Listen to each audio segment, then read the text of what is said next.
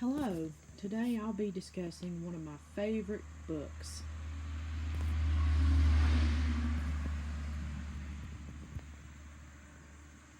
So you can get a good view of it. This is The Curse of the Blue Figurine by John Bellairs. I'll proceed to tell you about this book. This is an older publication from the 1980s.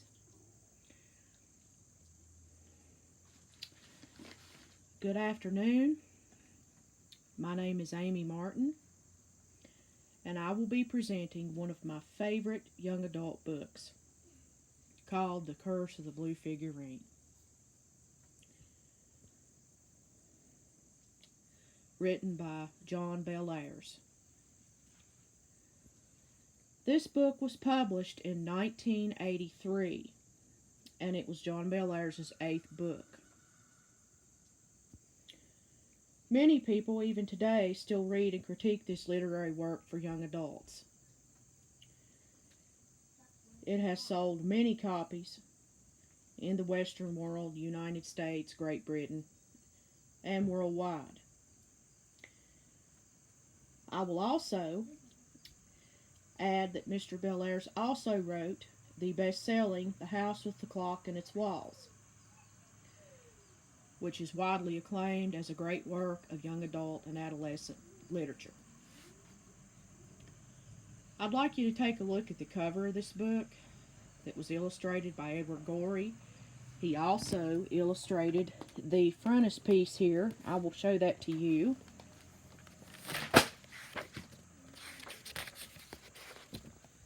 The frontispiece here. I'll zoom in here so you can get a good look at it. Edward Gorey was a very famous illustrator. He illustrated many Gothic books.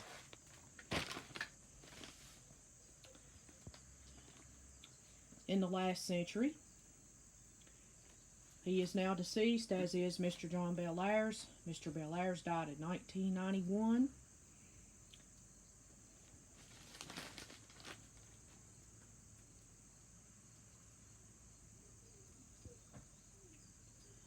This book, pardon my cat, this book takes place in a fictional town of Bellairs' making called Dustin Heights, Massachusetts.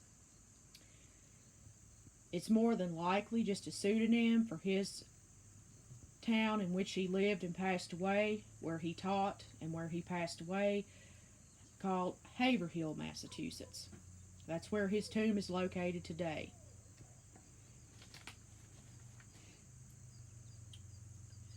The main protagonist in this book is a boy by the name of Johnny Dixon. Now, Johnny Dixon is not a football star, sports star, or macho type, or poster boy type.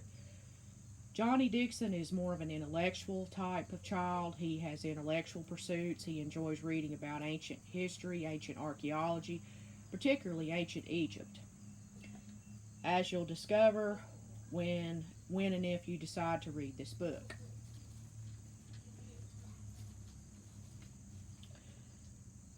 As I said, he's the main protagonist in this work.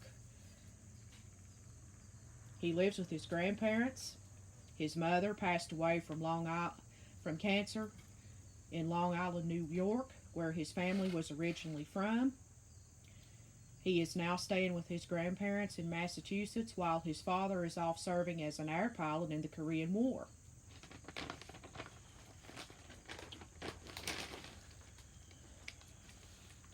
The home atmosphere in this book is very picturesque, 1950s type atmosphere.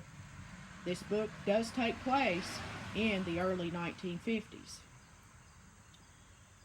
Johnny Dixon's mother figure in this book, his grandmother, Kate Dixon, is very house-proud and very matronly. She always has dinner made, and an evening meal is always on the table. The book takes particular note that she is a fussy housekeeper as well.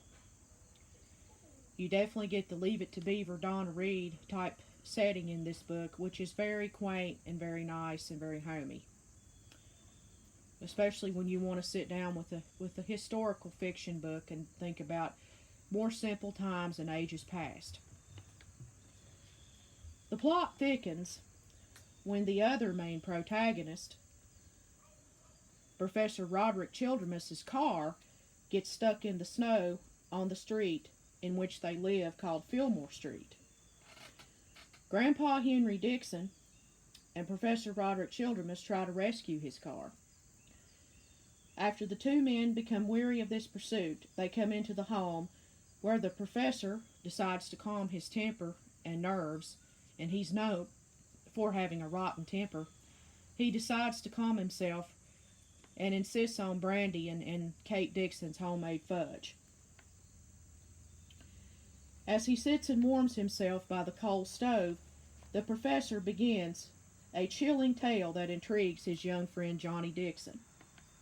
It is about a spirit of an evil priest that supposedly still haunts St. Michael's Catholic Church in Dustin Heights. The following day, Johnny takes refuge in the sacristy of the local parish, St. Michael's, and while he is there, he discovers a grimy, dusty book hollowed out with a figurine. Placed inside, along with a warning stating, "This should not be removed from St. Michael's Church. This church is a place of worship that keeps the evil powers in check, but once the figurine is removed, strange things begin to happen that lead to a showdown in the White Mountains of New Hampshire, where the priest's remains are finally destroyed and he can no longer haunt St. Michael's Church or torment young Johnny Dixon." This and other books by John Bellairs have stood the test of time. I believe because Bellairs cleverly interwoven historical facts as well as occult folklore and mythology into chilling tales that were very amusing. John Bellairs was an excellent storyteller, and his books are still read widely today. If you like Harry Potter, Mary Downing Hahn, The Last Apprentice series by Joseph Delaney or R.L. Stine, you should give these a try, and I don't think you'll be disappointed. Thank you for listening. Love and light.